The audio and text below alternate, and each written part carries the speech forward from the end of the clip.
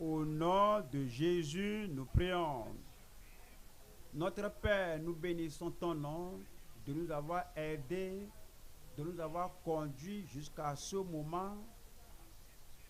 Merci de nous avoir assistés, de nous avoir donné la grâce pour vivre pour ta gloire jusqu'à ce point. Nous prions, Seigneur, qu'à partir de ce jour, que nous montions au nom de Jésus-Christ. Nous allons atteindre plus loin au nom de Jésus-Christ. Nous prions que tu traites avec chacun de nous comme tes enfants bien-aimés, favoris au nom de Jésus-Christ. Aide-nous aujourd'hui à assimiler ta parole et à prier selon ta parole afin d'avoir les bienfaits de ta parole au nom de Jésus-Christ. Nous te rendons grâce parce que tu nous as exaucés. Au nom de Jésus, nous prions.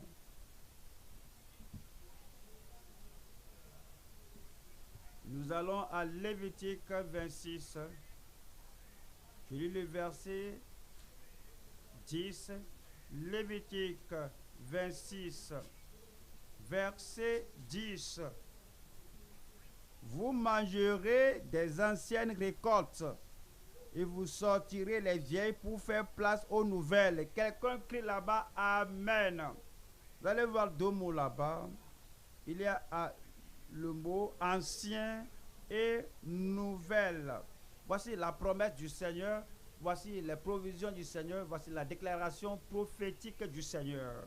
Que vous mangerez des anciennes récoltes. Vous n'allez pas oublier les anciennes récoltes. Vous n'allez pas jeter les mots, les anciennes récoltes. Vous n'allez pas abandonner les anciennes récoltes. Et puis dit, et vous sortirez les vieilles pour faire place aux nouvelles. Ici, le Seigneur combine l'ancienne au nouveau. Vous devez comprendre. Voici l'ancienne année. On entre dans la nouvelle année. Mais on n'abandonne pas l'ancienne maison. On peut rénover l'ancienne maison. On peut bien la badigeonner. On peut la peindre. Bien peindre la maison, bien la peinturer pour bien embellir la maison. Comme on entre dans la nouvelle année. Voyez-vous, nous avons le même corps. C'est le corps là, l'ancien corps qu'on a utilisé dans l'ancienne année. C'est le même corps qu'on utilise pour entrer dans la nouvelle année. On peut utiliser ce corps pour être fort, pour être vigoureux, pour que l'année nouvelle là ait une nouvelle force, le même corps. On a la même famille maintenant. Dans l'année passée, alors on prend la même nouvelle, la même famille pour entrer dans la nouvelle année. On peut renouveler notre alliance et faire de nouvelles provisions pour la famille. Cependant, c'est toujours la même famille qu'on amène dans la nouvelle année. Il y a beaucoup de personnes qui ont de fausses idées que tout ce qu'on a appris dans 2021, toutes les consécrations faites en 2021, l'alliance tissée en 2021, comme on entre en 2022, on abandonne, qu'on dit que non, on commence à nouveau. C'est comme on n'avait jamais eu de conversion, ni de conviction, ni de consécration, ni d'engagement, que c'est une nouvelle année maintenant. C'est faux, c'est mauvais. La même conversion qu'on avait dans l'année passée, qu'on amène dans la nouvelle année. La même consécration, la consécration de l'ancienne année, c'est la même consécration, le même engagement qu'on apporte dans la nouvelle année. On rend cela meilleur, on rend cela plus élevé, on rend cela plus fort, mais c'est toujours l'ancien engagement, l'ancienne consécration qu'on apporte dans la nouvelle année. Il y a des gens qui sont en erreur. Ils disent que, vous voyez, on peut fermer l'ancienne alliance, on peut oublier cela, fermer l'Ancien Testament, abandonnons cela et allons au Nouveau Testament. Ça, c'est mauvais. Le Dieu de l'ancien est le Dieu du nouveau. Le Dieu qui a dit que je suis Dieu, je ne change pas, il nous fait sortir du vieux, de l'ancien au nouveau.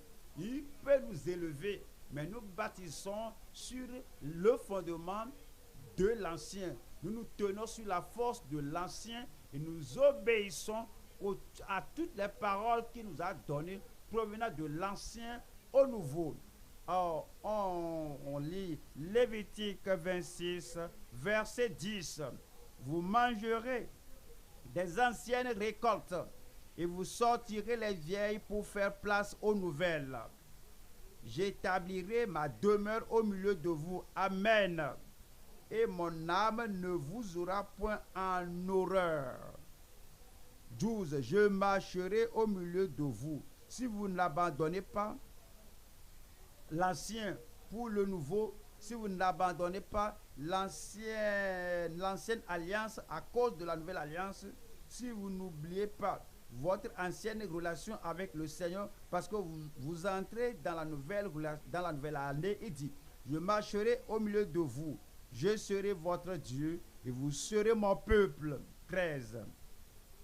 Je suis l'Éternel, votre Dieu, qui vous a fait sortir du pays d'Égypte. Oui, le vieux pays là. Je vous ai fait sortir de cet ancien territoire. Je suis le même Dieu. Je suis le même Dieu qui vous fait sortir de l'ancien pour vous faire entrer dans le nouveau. Je suis l'Éternel, votre Dieu, qui vous a fait sortir du pays d'Égypte, qui vous a tiré de la servitude, et j'ai brisé les liens de votre joug. Mon joug est brisé, mes fers sont brisés, mon oppression est ôtée. J'ai brisé les liens de votre joug et je vous ai fait marcher la tête levée. Je vous ai fait marcher la tête levée. Les mêmes pieds qu'on a utilisés en l'an 2021 en marchant dans la voie de Dieu, en marchant dans la voie de la justice. Ce sont les mêmes pieds qui deviendront plus forts, qui deviendront plus fermes, qui deviendront plus rapides. Mais les anciens pieds qu'on a utilisés pour marcher dans la justice, on a les mêmes pieds pour marcher dans la justice de Dieu. Les choses qu'on a faites, les choses anciennes qu'on a faites lors du culte, dans l'année passée, ce sont les mêmes choses qu'on va utiliser pour servir le Seigneur dans la nouvelle année. Le thème de ce jour est les nouveaux bénéficiaires de l'ancienne provision inexhaustible. Les nouveaux bénéficiaires sont-ils ici ce jour? Sont-ils ici ce jour les nouveaux bénéficiaires? Où sont-ils les nouveaux bénéficiaires? Baissez les mains, que Dieu vous bénisse. Je dis que le Seigneur vous bénisse. Les nouveaux bénéficiaires de l'ancienne provision inexhaustible. Nous allons voir 3 points. Croire aux anciennes promesses pour de nouveaux pèlerins. Oui, ces promesses sont aussi vieilles que l'Ancien Testament, sont aussi vieilles que l'ancien du jour, l'ancien des jours. Mais c'est pour les nouveaux pèlerins. 2. Apporter le vieux prix, l'ancien prix, le vieux prix pour un nouveau progrès. 3e point, c'est tirer profit des anciens privilèges en tant que peuple acquis. Tirer profit des anciens privilèges en tant que peuple acquis. En tant que peuple acquis. Numéro 1, croire aux anciennes promesses pour de nouveaux pèlerins. À commencer, nous devons comprendre que les gens de l'Ancien Testament sont appelés pèlerins et voyageurs. Et les gens du Nouveau Testament sont appelés les anciens où les nouveaux, nous sommes des pèlerins, nous sommes des voyageurs, on marche, on voyage d'ici à là-bas, on voyage de la terre à l'éternité, on va de ce monde au ciel. Comme c'était avec eux, ils sont appelés voyageurs ou pèlerins, de même il en est pour nous, nous sommes appelés pèlerins. Hébreux chapitre 11, 13. C'est dans la foi qu'ils sont tous morts, sans avoir obtenu les choses promises. Mais ils les ont vus saluer de loin, reconnaissant qu'ils étaient étrangers. Dans l'Ancien Testament, ils étaient étrangers et voyageurs sur la terre. Soulignez cela dans votre esprit. Soulignez cela dans votre Bible. Qu'ils étaient appelés étrangers et voyageurs. Allons à 1 Pierre 2. 1 Pierre chapitre 2. Nous lisons le verset 11. Bien-aimés, il s'adressait aux croyants du Nouveau Testament. Il s'adressait à vous, à moi. Il s'adressait aux gens qui se disaient être dans le Nouveau Testament. Bien-aimés, je vous exhorte comme étrangers et voyageurs. Je vous exhorte comme étrangers et voyageurs. Ce qui est dit des gens de l'Ancien Testament, étrangers et voyageurs, la même chose est dite des gens du Nouveau Testament. Je vous exhorte comme étrangers et voyageurs sur la terre à vous abstenir des convoitises charnelles qui font la guerre à l'âme. Oui, c'est la promesse des gens de l'Ancien Testament, la promesse qui les a aidés. Comment ils ont pu marcher sur la voie étroite? Quelle était leur force? Quel était leur soutien? Quelle était la norme devant eux? Quelles étaient les expériences qu'ils ont faites qui les ont fait tenir bon? C'est croire aux anciennes promesses pour de nouveaux pèlerins. Ésaïe 45, verset 22. Ésaïe 45, verset 22. Tournez-vous vers moi et vous serez sauvés, vous tous qui êtes aux extrémités de la terre, car je suis Dieu et il n'y en a point d'autre. Qu'est-ce qui les a aidés? C'est le salut venant de Dieu, Dieu seul. Et ils devaient se détourner de leurs idoles, ils devaient s'éloigner de la tradition, ils devaient abandonner le passé et avoir les yeux sur Dieu seul, car il est Dieu, il n'y en a point d'autre qui puisse sauver. Ça, c'est l'Ancien Testament. Qu'est-ce que cela dit dans le Nouveau Testament? Actes des Apôtres, chapitre 4, verset 12. Il n'y a de salut en aucun autre, car il n'y a sous le ciel aucun autre nom qui ait été donné parmi les hommes par lequel nous devions être sauvés. Avez-vous remarqué cela? Il dit, et les regards sur Christ.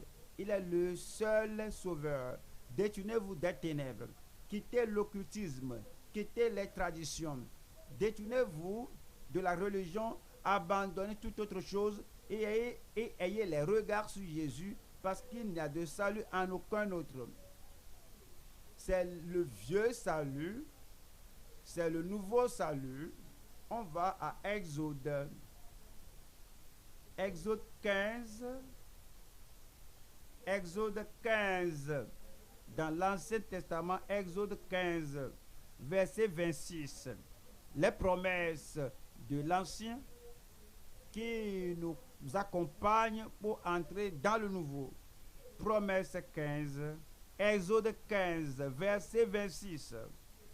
Il dit, si tu écoutes attentivement la voix de l'Éternel ton Dieu, si tu fais ce qui est droit à ses yeux, si tu prêtes l'oreille à ses commandements, et si tu observes toutes ces lois au pluriel, je ne te frapperai d'aucune des maladies dont j'ai frappé les Égyptiens, car je suis, pas j'étais, car je suis l'Éternel. Qu'est-ce qu'il fait pour toi? Qui te guérit? C'est l'ancien, c'est l'ancien. Et que nous devons écouter ses commandements et observer ses commandements. Nous marchons dans la voie de la justice. Et que tu sais ce que je vais te faire? Il dit, je serai ton guérisseur, car je suis l'Éternel qui te guérit. C'est l'Ancien Testament. Venons au Nouveau Testament. Jacques, chapitre 5, verset 15. La prière de la foi sauvera le malade et le Seigneur le relèvera. Et s'il a commis des péchés, il lui sera pardonné. Confessez donc vos péchés les uns aux autres et priez les uns pour les autres. Qu'est-ce qui suit donc? Dites-le moi si vous lisez la Bible avec moi, afin que vous soyez guéris. Arrêtez-vous là-bas. Confessez donc vos péchés si vous êtes malade, si vous êtes opprimé, si vous avez la douleur qui sape, qui ruine votre corps en guenille, vous ne savez pas quoi faire. Pensez bien, méditez bien. Le péché et la maladie vont de pair. Le péché et la souffrance vont de pair. Si vous voyez un péché qui est la cause de cela, confessez vos péchés à Dieu afin d'obtenir son pardon. Et puis la personne que vous avez blessée, alors dit, confessez donc vos péchés les uns aux autres et priez les uns pour les autres afin que vous soyez guéris. La guérison est fondée sur l'écoute de la parole, sur l'acceptation de la parole, l'observation de la parole, l'obéissance à la parole. On ne peut pas dire que maintenant, que ça c'est le Nouveau Testament, que Dieu guérit moi, je vais utiliser la guérison pour servir le diable. Tout de même, guéris-moi. Non. Point de péché, que ne pêche plus, de peur que quelque chose de pire ne t'arrive.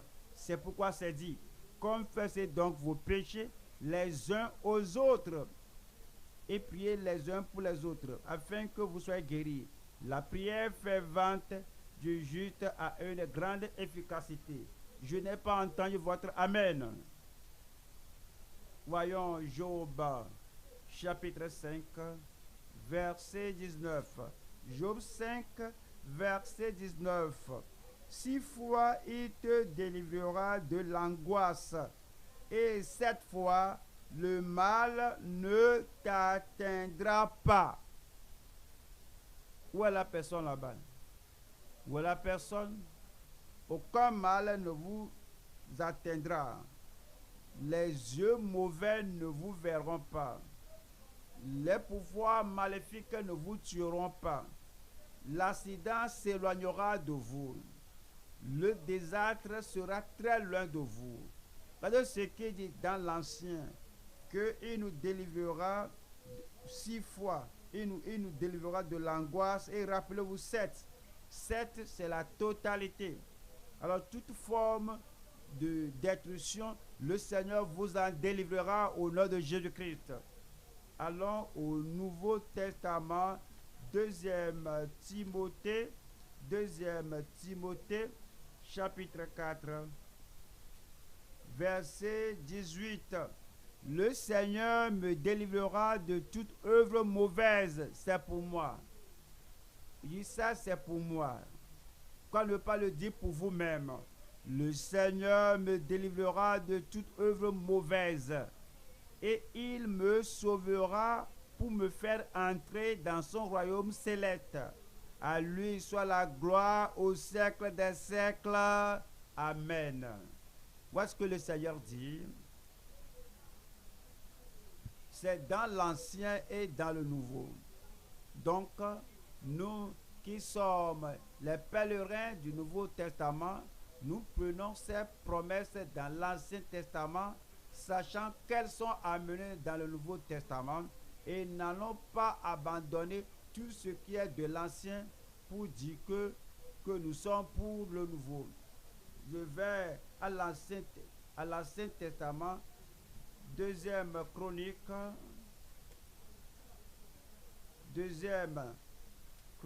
chapitre 1, verset 7. Pendant la nuit, Dieu apparut à Salomon et lui dit, demande ce que tu veux que je te donne. Demande ce que tu veux que je te donne. Verset 10. Accorde-moi donc, quelqu'un là-bas, accorde-moi donc de la sagesse et de l'intelligence, afin que je sache me conduire à la tête de ce peuple. Car qui pourrait juger ton peuple, ce peuple si grand? Comprenez ici, le Seigneur lui a donné un chèque vierge, disant, écris ce que tu veux, demande ce que tu veux. Arrivé au nouveau, qu'est-ce qu'il a dit? Il a dit, demandez, vous sera donné. Cherchez, vous trouverez. Frappez et la porte vous sera ouverte. Il amène l'ancien au nouveau et dit que quiconque demande reçoit, et celui qui cherche trouve, et on ouvre la porte à celui qui frappe. Demandez demande, et il a demandé de la sagesse. On va à Jacques 1, Jacques chapitre 1, verset 5.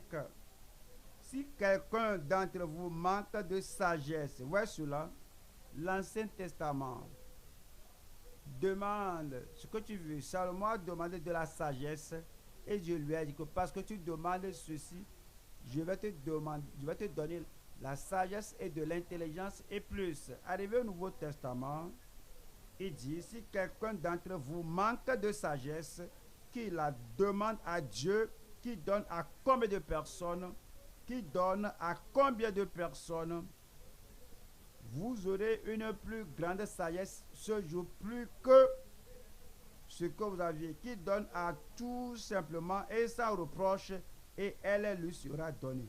J'aurai plus de sagesse, j'aurai plus de force, j'aurai plus de connaissances, je ne serai plus ignorant de la vie victorieuse. Comme vous entrez dans le nouvel an, alors tout ce qu'il vous faut pour vaincre, Dieu vous l'accordera. La connaissance que vous avez besoin, la connaissance dont vous avez besoin pour terrasser l'ennemi de la foi chrétienne, vous en aurez. Tout le courage, la force, l'épine dorsale pour vous donner la force pour vaincre dans la nouvelle année, le Seigneur vous l'accordera au nom de Jésus-Christ. Psaume 57, l'Ancien et le Nouveau. Psaume 57, je lis le verset, Psaume 57, je lis le verset 3. Je crie au Dieu très haut, au Dieu qui agit en ma faveur, au Dieu qui agit en ma faveur, au Dieu qui agit en ma faveur. Arrivé à la nouvelle année et vous êtes confronté à un défi. Rappelez-vous que le défi là est sous le contrôle du thème tout chose. Je regarde des gens victorieux, je vois des gens conquérants. Rien ne vous chassera de la voie de victoire, d'accomplissement, de succès dans la nouvelle année au nom de Jésus-Christ. Il y a un Dieu au ciel et lui, il agit en ma faveur. Il le fera pour vous.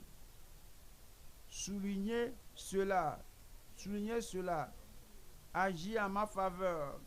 Voyons Matthieu chapitre 6. Matthieu chapitre 6, verset 33. Cherchez premièrement le royaume et la justice de Dieu, et toutes ces choses vous seront données par-dessus.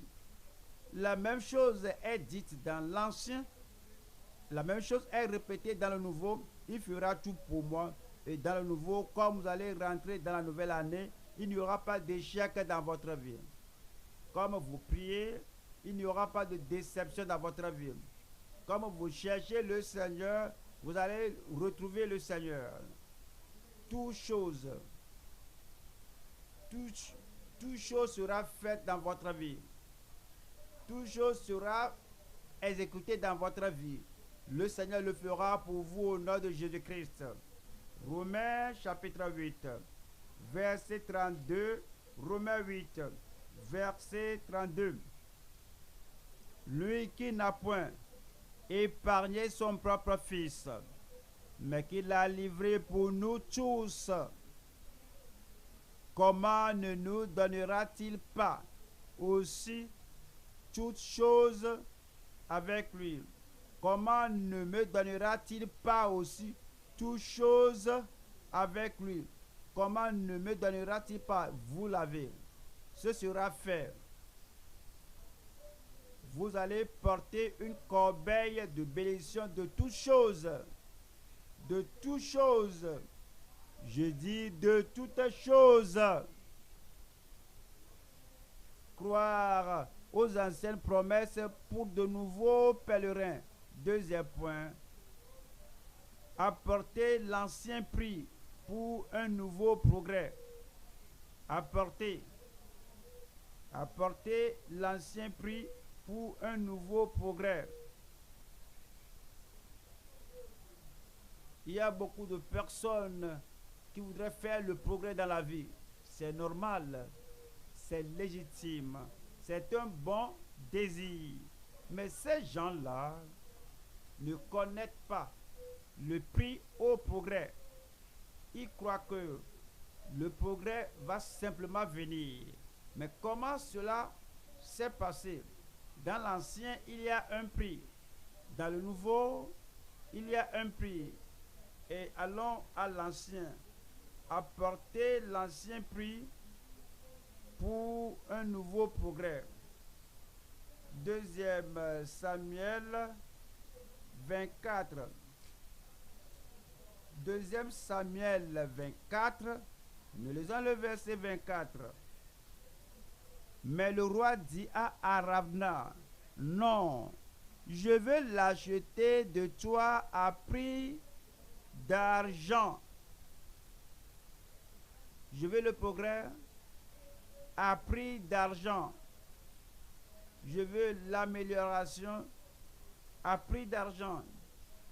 Je veux une réalisation. Il y a un prix à payer. Je veux la faveur divine. Il faut un prix à payer.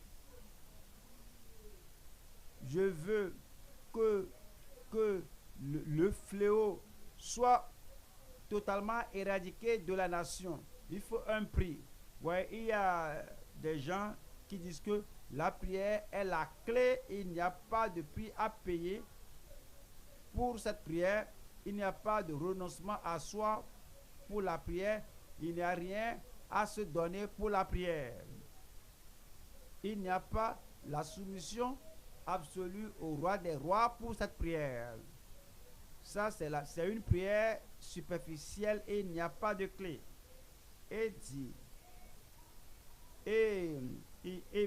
non, je vais l'acheter de toi à prix d'argent et je n'offrirai point à l'Éternel, mon Dieu, des holocaustes qui ne me coûtent rien. Qui ne me coûtent rien. Qui ne me coûtent rien. Il y a des gens, j'espère que notre Église ne devienne pas comme eux. Et ils te racontent, ils vont dire que déclare une parole à ma vie. Ils continuent dans leur péché. Ils continuent leur vie d'idolâtrie. Déclare une prophétie à ma vie. Ils continuent leur vie pécheresse devant le Seigneur. Déclare une prophétie à ma vie. Ouais. Leur prière ne leur coûte rien. Leur religion ne leur coûte rien. Leur service ne leur coûte rien. Mais si David a dit que je veux l'acheter de toi à prix d'argent, et dit que je n'offrirai point à l'Éternel mon Dieu des holocaustes qui ne me coûtent rien. Et David acheta lait et les bœufs pour 50 cycles d'argent. David bâtit là un autel à l'Éternel, et il offrit des holocaustes et des sacrifices d'action de grâce. Alors l'Éternel fut apaisé envers le pays, et la plaie se retira d'Israël. Un prix à payer. L'ancien prix. Si nous allons faire de nouveaux progrès, Nouveau Testament maintenant, Matthieu 13, c'est toujours la même chose. Matthieu chapitre 13, verset 44. Matthieu 13, verset 44. Le royaume des cieux est encore semblable à un trésor caché dans un champ. L'homme qui l'a trouvé le cache, et dans sa joie, il va vendre tout ce qu'il a et achète ce champ. Il va vendre tout ce qu'il a et achète ce champ. Voici un homme qui sait que si on doit avoir un trésor dans le royaume de Dieu, il y a un prix à payer. 45. Le royaume des cieux est encore semblable à un marchand qui cherche de belles perles. 46.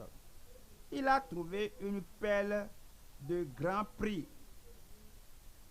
Le christianisme n'est pas à vil prix.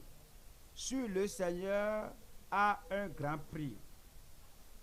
Servir le Seigneur n'est pas un vil prix. C'est à un grand prix. Servir Dieu dans le royaume de Dieu, ce n'est pas quelque chose d'un vil prix. Il est allé vendre tout ce qu'il avait et l'a acheté. Et l'a acheté.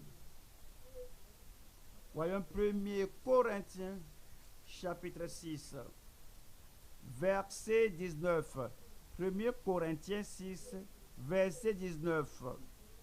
Ne savez-vous pas que votre corps est le temple du Saint-Esprit qui est en vous, que vous avez reçu de Dieu et que vous ne vous appartenez point à vous-même?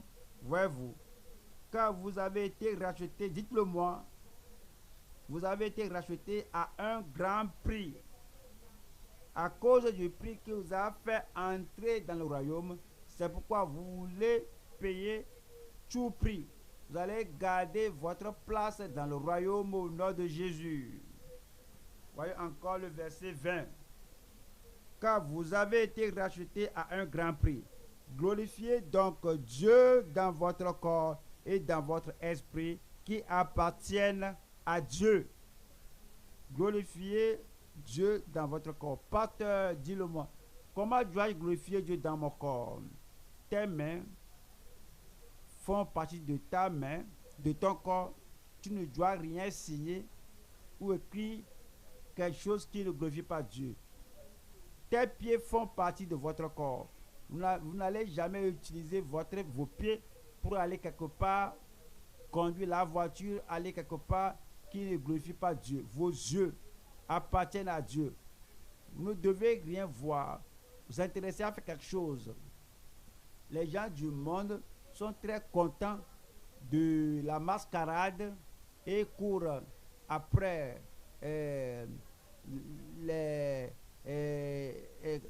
les personnes âgées, les vieux, les vieilles, les jeunes. Ils courent. La mascarade, tout le monde court. Vos pieds ne vont pas les suivre. Donne-moi un bon amen. Vos yeux ne vont pas les voir. Non, ces choses sales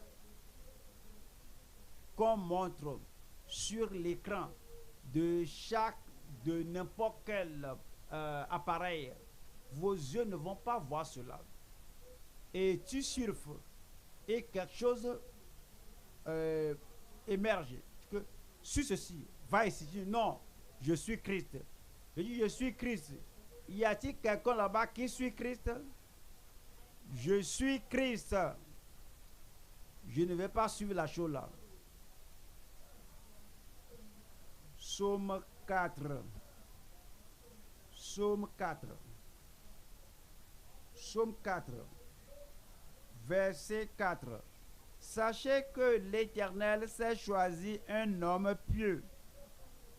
Un homme pieux. Un homme à lui-même. Un homme à Dieu, non pour Satan. Un homme non pour la corruption. L'Éternel s'est choisi un homme pieux. L'Éternel l'entend. L'Éternel entend quand je crie à lui. Quelqu'un crie Amen. L'Éternel s'est choisi tout homme pieux. On va à Apocalypse 4. Apocalypse 4. Apocalypse 4, verset 11. On a lu dans l'Ancien Testament que Dieu s'est choisi un homme pieux. Maintenant, le Nouveau Testament en Apocalypse 4, 11. Tu es digne, notre Seigneur et notre Dieu, de recevoir la gloire et l'honneur et la puissance. Car tu as créé toutes choses. Regardez bien, et c'est par ta volonté qu'elles existent et qu'elles ont été créées. C'est par ta volonté qu'elles existent et qu'elles ont été créées. Troisième point maintenant, c'est tirer profit des anciens privilèges en tant que peuple acquis. Encore, nous partons de l'ancien au nouveau et nous voyons les bonnes choses que le Seigneur nous a enseignées dans l'année passée, comme on entre dans la nouvelle année. Oui, les bonnes choses demeurent toujours. Les bonnes normes demeurent toujours. Les bonnes particularités demeurent toujours. On ne veut pas dire que c'est une nouvelle année, donc ce doit être une année de nonchalance. Ce doit être une année de péché. Non, nous sommes le peuple acquis de Dieu, peuple particulier dans l'ancien et dans le nouveau. Exode 19, Exode 19, je lis le verset 5. Exode 19, verset 5. Maintenant, si vous écoutez ma voix et si vous gardez mon alliance, vous m'appartiendrez entre tous les peuples. Car toute la terre est à moi. Vous serez pour moi un royaume de sacrificateurs et une nation sainte. Voilà les paroles que tu diras aux enfants d'Israël. Moïse vint appeler les anciens du peuple et il mit devant eux toutes ces paroles, comme l'Éternel le lui avait ordonné. Le peuple tout entier répondit, tout le monde, 1, 2, 3, lisons. Nous ferons tout ce que l'Éternel a dit. 1, 2, 3, allez-y encore. Nous ferons tout ce que l'Éternel a dit. 1, 2, 3, lisez. Nous ferons tout ce que l'Éternel a dit. Nous ferons tout ce que l'Éternel a dit. C'est ainsi qu'on doit être un peuple acquis. Ouais, les gens de l'Ancien Testament, ils sont un peuple acquis. Allons à 1 Pierre, chapitre 2. Je lis le verset 9. 1 Pierre 2. Lisons le verset 9. Un peuple acquis. Dans l'Ancien, un peuple acquis aussi. Dans le Nouveau, un peuple acquis. Nous ne devons pas être des gens vils. Nous ne devons pas être des gens ordinaires. On dit il est chrétien. Je ne peux avoir aucune particularité dans sa vie. Il est un chrétien qui travaille dans un bureau, on ne peut pas voir une particularité d'assiduité, de ponctualité. On ne peut pas voir une particularité de marquer ou bien d'écrire l'heure appropriée, l'heure normale où il est arrivé. Il y a des gens qui réclament des heures supplémentaires qu'ils n'ont pas faites, mais celui-ci, il est comme tout le monde. Il n'y a pas de particularité. Il est chrétien. Il est chrétien. Cette famille se marie de telle manière. Voici comment les gens se marient dans la famille là. Il dit qu'il est chrétien. Il se marie comme eux. Il n'y a pas de particularité. Si tu es enfant de Dieu, le Seigneur dit que dans l'ancien, tu es un peuple acquis. Tu mets un peuple acquis.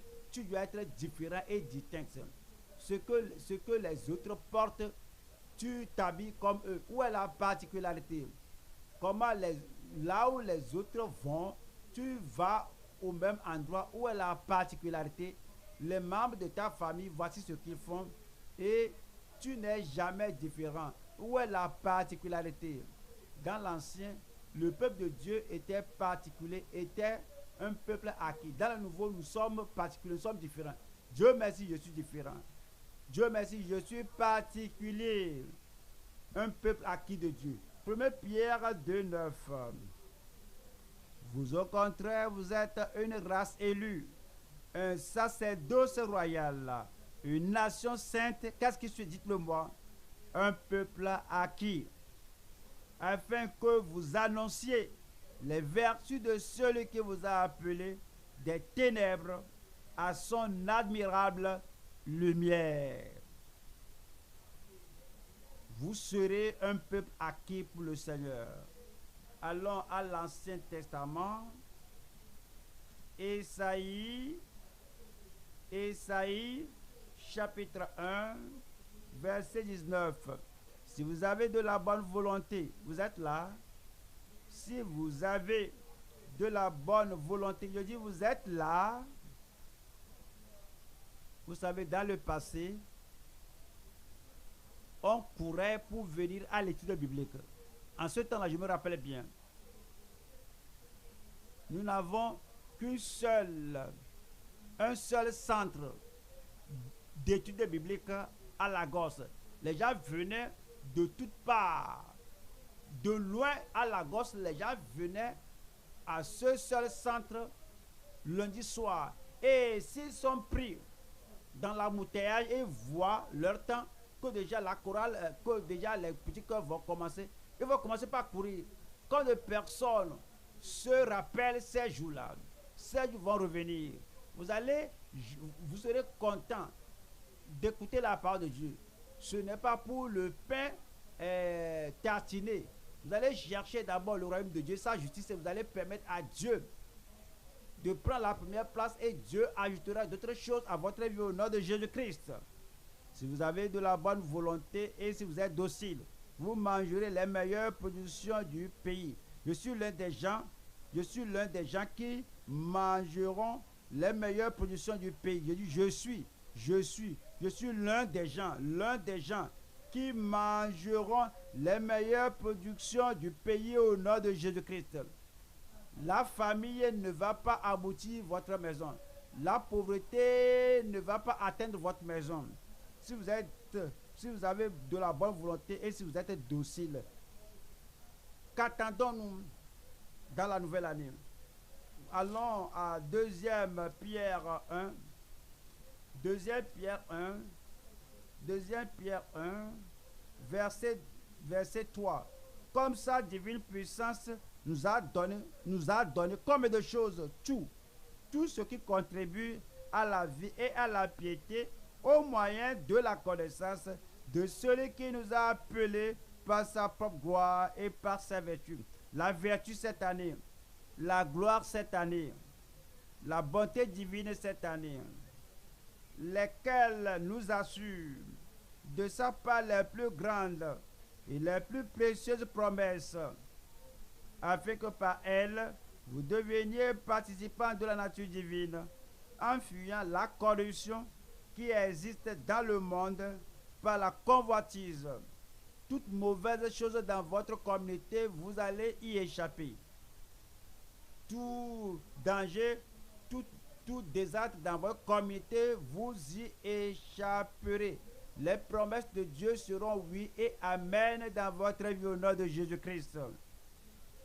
Et maintenant, je vous fais entrer dans la nouvelle année avec les promesses de Dieu. Devant vous, les promesses de Dieu. Derrière vous, les promesses de Dieu. À votre gauche, les promesses de Dieu. À votre droite, les promesses de Dieu. Comme vous rentrez chez vous, la puissance de Dieu vous accompagnera. La présence du Seigneur ira avec vous. Et la suffisance de Dieu vous accompagnera. Aucun mal ne vous arrivera. Le diable tombera devant vous au nom de Jésus-Christ. Autant vos jours, autant votre force. Deutéronome 33, Deutéronome 33, 25, Deutéronome 33, 25. Que tes verrous soient de fer et d'airain, et que ta vigueur dure autant que tes jours. Nul n'est semblable au Dieu d'Israël. Il est porté sur les cieux pour venir à ton aide. Il est avec majesté porté sur les nuées.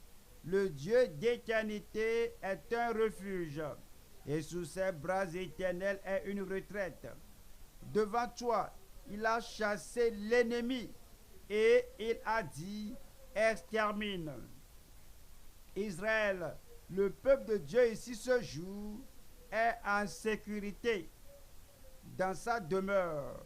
La source de Jacob est à part dans un pays de blé et de mou. Et ton ciel, son ciel, dit-il la rosée. Que tu es heureux, que tu es heureux, que tu es heureux, Israël, qui est comme toi, un peuple sauvé par l'Éternel, le bouclier de ton secours, et l'époux et l'épée de ta gloire. Tes ennemis feront défaut devant toi, et tu fouleras leur lieu élevé. Cette nouvelle année vous fera élever. Vous serez la tête. Vous ne serez pas la queue. Vous serez devant. Vous ne serez pas derrière. Le progrès pour vous. La paix pour vous. La prospérité pour vous. La guérison pour vous. La santé pour vous. La délivrance pour vous. La domination pour vous. Les miracles sur votre vie. Tenez-vous debout maintenant et recevez. Tenez-vous et recevez. Tenez-vous debout et recevez. Voici votre temps. Le temps de rafraîchissement. Voici la saison de rafraîchissement. Cela commence maintenant. Cela commence maintenant. Ouvrez la bouche, parlez au Seigneur. Qu'est-ce que vous cherchez? Que voulez-vous? Pourquoi vous êtes venu? De toutes les promesses que Dieu a faites. Qu'est-ce que vous réclamez ce jour? Il y a la multiplication, l'abondance sur votre vie, la grâce sur votre vie, la miséricorde dans votre vie, le pardon, le salut, la liberté, l'affranchissement, la libération, le joug brisé, toutes choses. Le Seigneur vous aime et dit que je ne vais pas t'abandonner jusqu'à ce que j'accomplisse ce que je t'ai dit.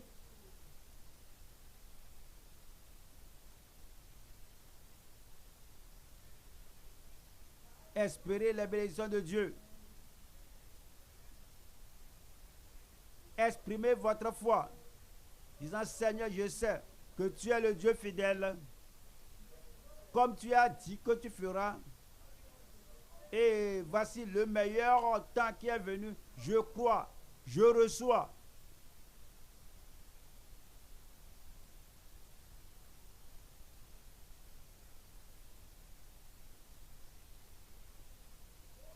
Voici la période de rafraîchissement. Oui, la saison de bénédictions multiples.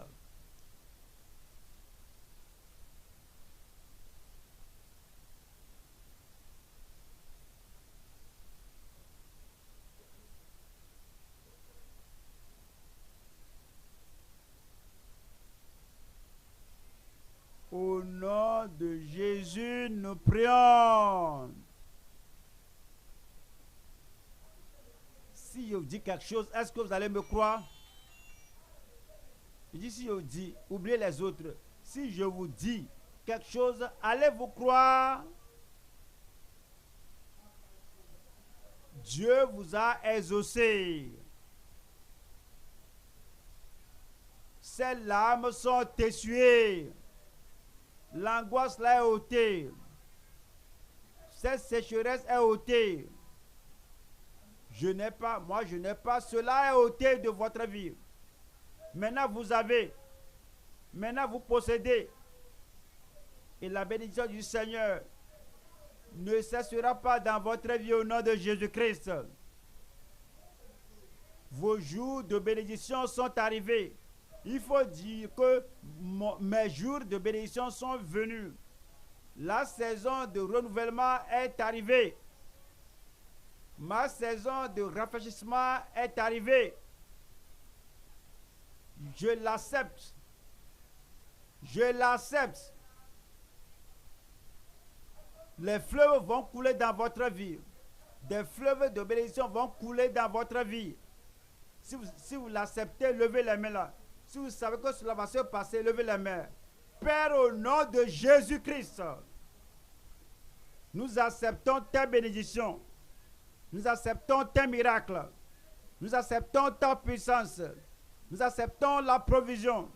Seigneur, je prie pour tout frère, pour toute soeur, pour toute fille, pour tout garçon, que la bénédiction du Dieu Tout-Puissant commence par couler dans toutes les vies au nom de Jésus-Christ. La joie de voir les péchés pardonnés, la joie du salut, la joie de la victoire, la joie d'une nouvelle vie, la joie de nouveaux jours et la joie d'un nouveau départ, d'une nouvelle saison de rafraîchissement sur votre vie au nom de Jésus-Christ. Les larmes du passé sont essuyées. L'angoisse du passé s'évapore. Seigneur, je prie que tout le monde, que tout jour, tout problème soit ôté au nom de Jésus-Christ. Que le salut soit pour toute âme, la conversion pour toute vie, la grâce pour tout le monde, le pardon pour tout le monde. Une manifestation tangible de ta présence dans chaque vie au nom de Jésus-Christ. L'esprit pour conquérir, l'esprit pour vaincre, l'esprit pour monter, gravir chaque montagne devant eux. Accorde-leur cela au nom de Jésus-Christ. Seigneur, je prie que tu multiplies tes bénédictions dans chaque vie. Tout bon désir, toute bonne chose qui te demande, confie cela maintenant au nom de Jésus-Christ. Plus que leur prière, plus que ce qu'ils peuvent demander, plus que ce qu'ils peuvent saisir. Donne cela à tout le monde, l'abondance au nom de Jésus-Christ. Que les fleuves commencent par couler. Que les fleuves commencent par couler. Que les fleuves commencent par couler. Et que ta joie soit illimitée au nom de Jésus-Christ. Recevez. Recevez. Recevez. Les écluses des cieux sont ouvertes sur vous et votre vie est enrichie. Votre vie est fortifiée. Aucune maladie ne peut vous empêcher. Aucune faiblesse ne peut vous empêcher. Aucun revers passé ne vous empêchera plus.